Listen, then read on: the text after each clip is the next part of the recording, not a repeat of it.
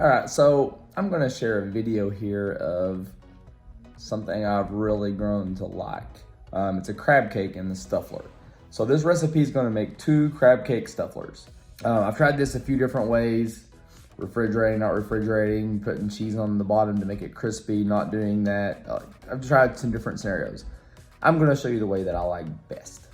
And just so you know, if you don't have a Stuffler, you can take this same mix and make little crab cake patties, throw it in the air fryer, deep fry it. You can cook it other ways, oven, whatever. I will put all the ingredients and the nutrition I have from what I used down in the description below.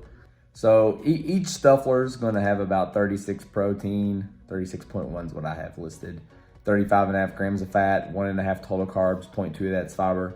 That's what's gonna be in each one that I have listed. I do like mixing everything, and once it's all together, putting it in the fridge for at least 30 minutes. You don't have to do that. It'll hold together as a Stuffler.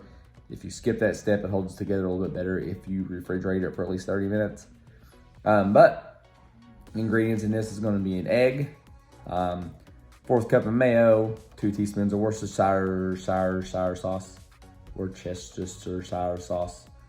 a teaspoon of lime juice, 2 teaspoons of dried parsley. You can probably go up a little bit if you use fresh parsley, which is probably even better. I just don't have that on hand very often. A 1/4 teaspoon of salt, 1/2 tablespoon of Old Bay Seasoning, 2 teaspoons of Dijon Mustard, 2 cans of the lump crab meat. I bought the cans of lump crab meat. They sell it over bar, they have like canned tuna and stuff, but I like the lump crab meat for this, and I get 2 cans. They're both 6-ounce cans, so it's 12 ounces total.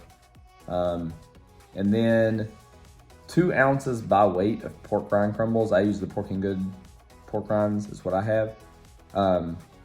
If you don't have a way to weigh it, it's about 2/3 of a cup. And then I like to top mine with some butter and sometimes some sriracha. But I do like to put like on each quadrant, so 4 different little tabs of butter, melt the butter on there, and yeah, I love this meal. So let's get on with the recipe here, and you can watch me make it. All right, so like I said, first we got an egg. So we're gonna get this egg into the bowl. Then we got our mayonnaise, 1/4 cup of mayonnaise there. Add that.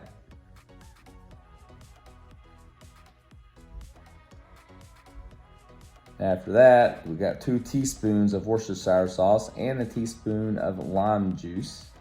Go in there, and there's our dried parsley. That was 2 teaspoons. 1/4 teaspoon of salt just got added.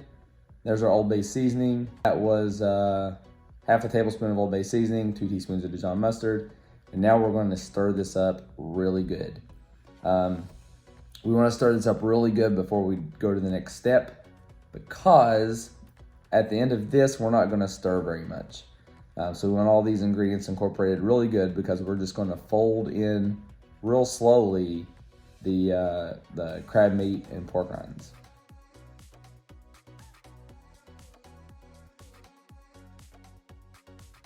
So let's go ahead and get our 2 cans of crab meat in here. There's can number 1. Try not to break it up too much. Here's can number 2.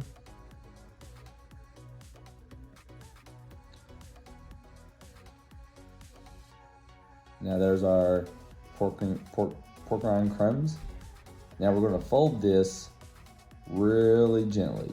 Try not to break anything up. We just want to kind of incorporate the sauce we had with the breadcrumbs and the crab meat.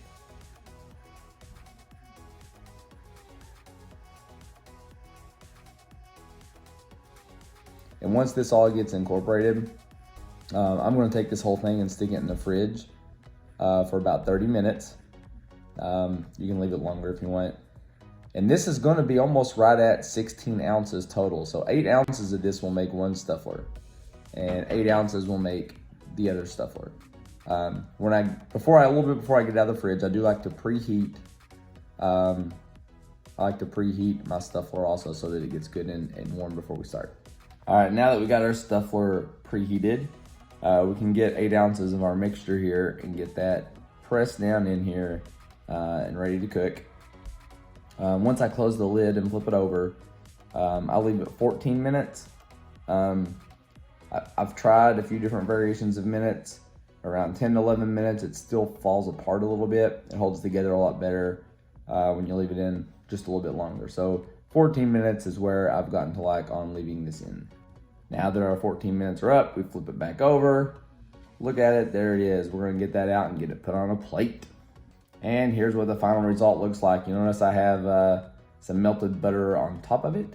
When I enjoy that, we cut into it just a little bit here, and I'll show you what the inside looks like. It is very, very, what's the word, soft. It's really good. This is, like I said, this is one of my favorite things to eat now. I've been making these for a little while.